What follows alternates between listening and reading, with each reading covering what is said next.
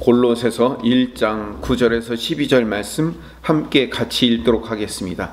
이로써 우리도 듣던 날부터 너희를 위하여 기도하기를 그치지 아니하고 구하노니 너희로 하여금 모든 신령한 지혜와 총명에 하나님의 뜻을 아는 것으로 채우게 하시고 주께 합당하게 행하여 범사에 기쁘시게 하고 모든 선한 일에 열매를 맺게 하시며 하나님을 아는 것에 자라게 하시고 그의 영광의 힘을 따라 모든 능력으로 능하게 하시며 기쁨으로 모든 견딤과 오래 참음에 이르게 하시고 우리로 하여금 빛 가운데서 성도의 기업의 부분을 얻기에 합당하게 하신 하나님께 감사하게 하시기를 원하노라. 아멘.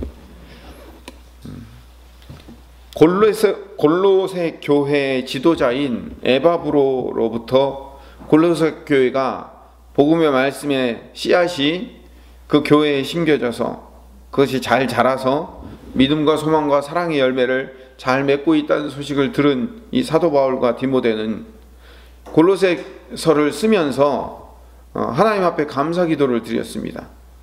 3절부터 8절까지의 말씀은 하나님께 이 골로새 교회가 이렇게 잘 성장하게 해주셨음을 감사합니다 라는 감사 기도를 드리고, 오늘 우리가 읽은 9절부터 12절까지의 말씀은 이렇게 잘 성장하고 있는 골로새 교회가 더욱더 잘 성장해서 하나님이 바라는 최고의 목표점을 향하여서 끝까지 달려갈 수 있도록 독려하는 차원에서 골로새 교회의 성장의 목표점을 제시하는 겁니다. 그러니까 하나님이 바라는 바이며 골로새 교회가 성장해야 될 그 성장의 최종 목표점이 어디인가를 이 기도문을 통하여서 제시를 하는 거예요. 그러니까 하나님, 이 교회가 이렇게 잘 성장해서 감사합니다. 하나님, 이 교회가 이렇게 더욱더 성장하게 해주시옵소서. 이게 이제 기도문의 내용인 거죠. 바울과 디모데가 에바브로에게서 그 좋은 소식을 들은 날부터 계속해서 골로새 교회가 성장하기를 기도하는 일을 그치지 않고 있다라고 9절 전반부에 얘기를 하는 거예요. 그 9절 전반부의 이야기가 바로 그 이야기예요. 이로써 우리도 듣던 날부터 너희를 위하여 기도하기를 그치지 아니하고 구하노니, 이 얘기가 바로 그 얘기예요. 그리고 이제 9절 하반절부터 하나님이 바라시는 또 골로새 교회 또 골로새 성도들의 성장 목표의 첫 번째를 제시합니다. 9절 하반절, 구하노니 너희로 하여금 모든 신령한 지혜와 총명에 하나님의 뜻을 아는 것으로 채우게 하시고.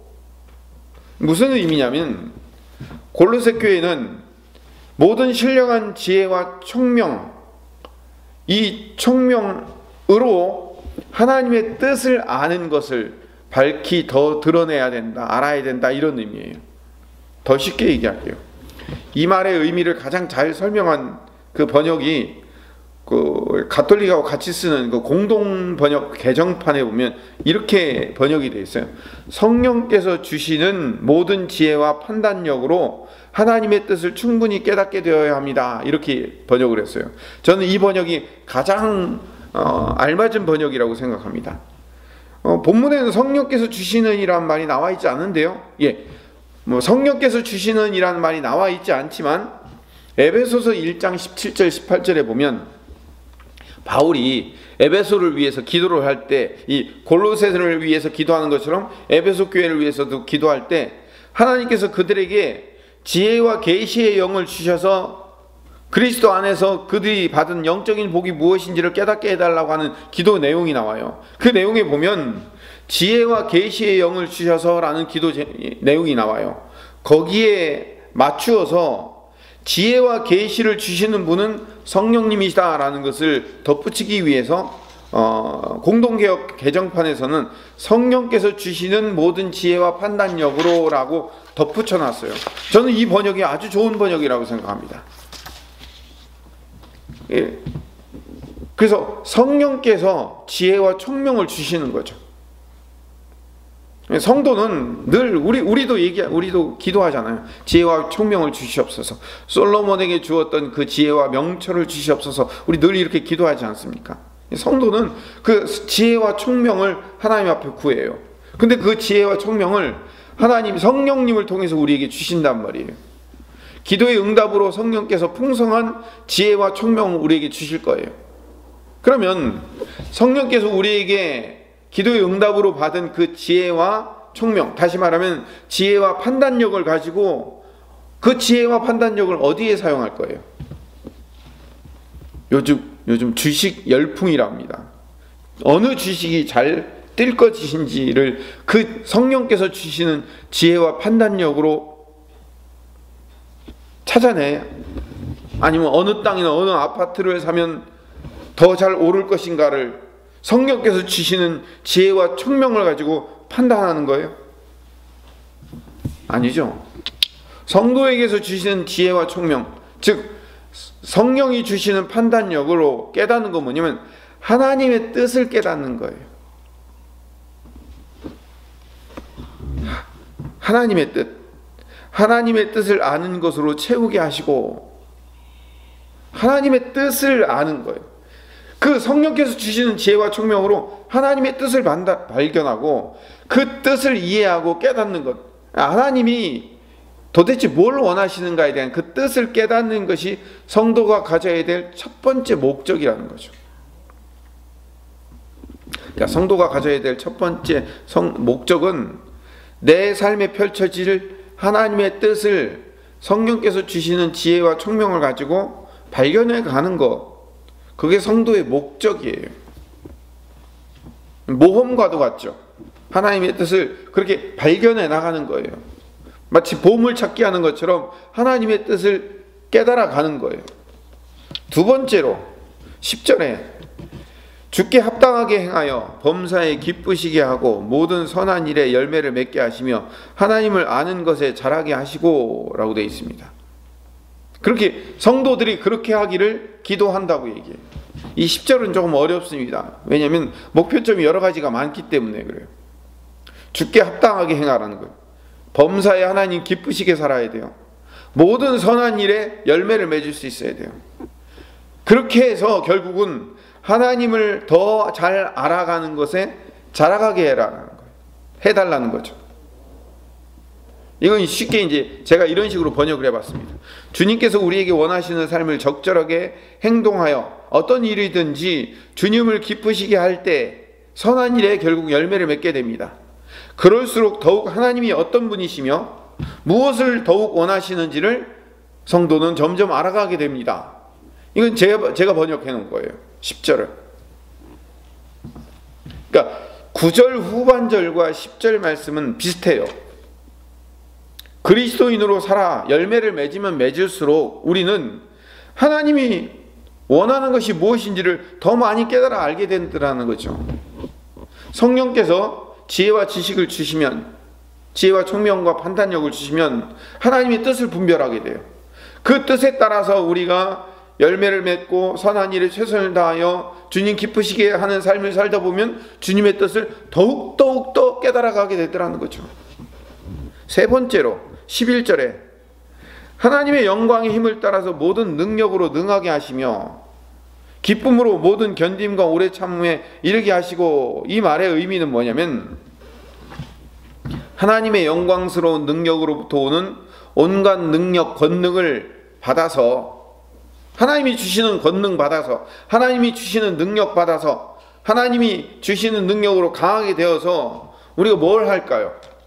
하나님이 주신 능력을 가지고, 하나님이 주시는 능력이라는 지팡이를 가지고 휘두르는 거예요. 휘둘러서 내가 원하는 대로, 내가 원하는 거 마음껏 금 나와라 뚝딱, 은 나와라 뚝딱 휘둘릴 수 있는 게 능력이 아니에요.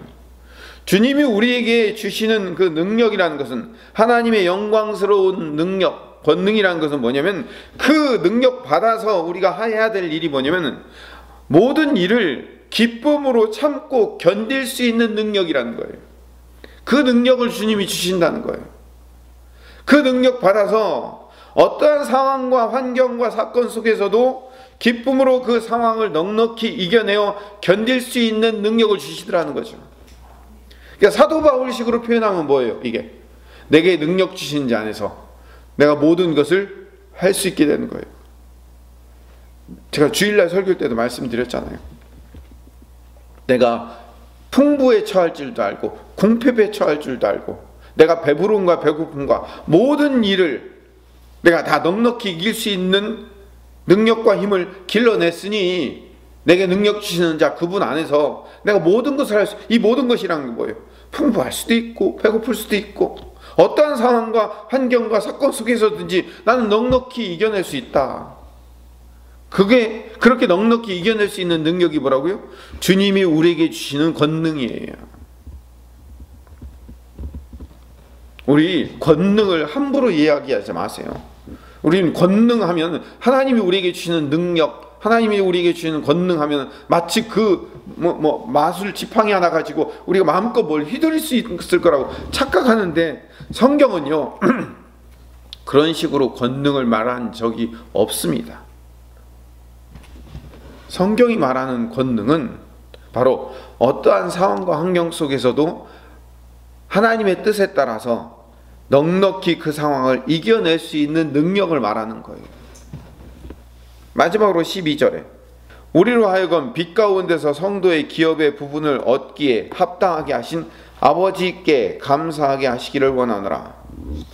우리 하나님께서는 아버지 하나님께서 성도들이 광명의 나라, 빛의 나라, 하나님 나라에서 받을 상속에 참여할 수 있는 자격과 권리를 주셨다는 사실에 대해서 감사하고 기뻐하라는 거예요. 다시 말하면 구원받아서 하나님 나라에서 유업을 얻을 수 있다는 것, 이것에 대해서 늘 감사하고 살아라는 거예요.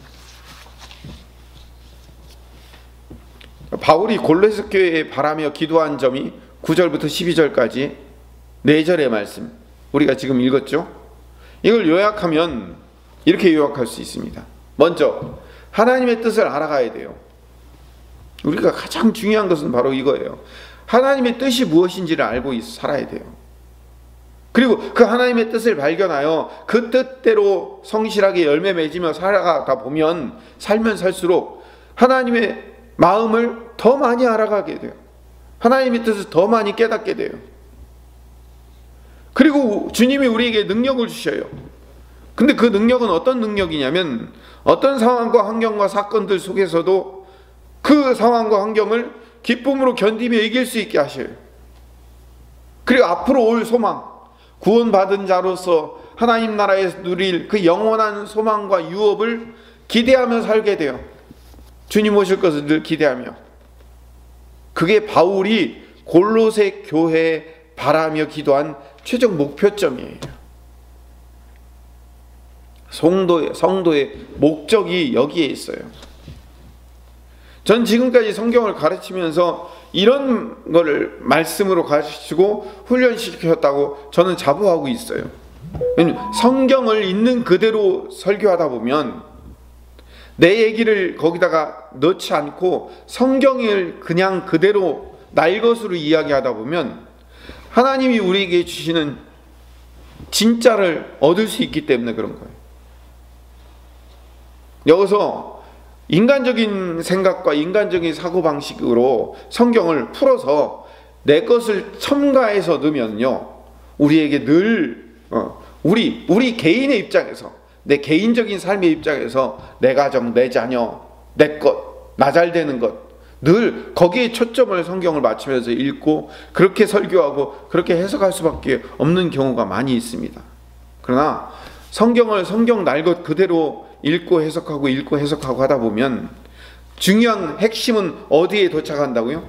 하나님의 뜻을 알고 그 뜻을 더욱더 깊이 깨닫게 되고 주님이 우리에게 주시는 능력이라는 것은 기쁨으로 우리에게 주어진 삶을 견디며 이겨나갈 수 있는 것이며 우리에게 영원한 소망이 약속되어 있다는 사실을 깨닫고 사는 것, 그것이 성도의 진정한 목표라는 사실을 깨닫고 그 목표를 향하여서 달려가는 주의 백성 되시기를 간절히 소망합니다.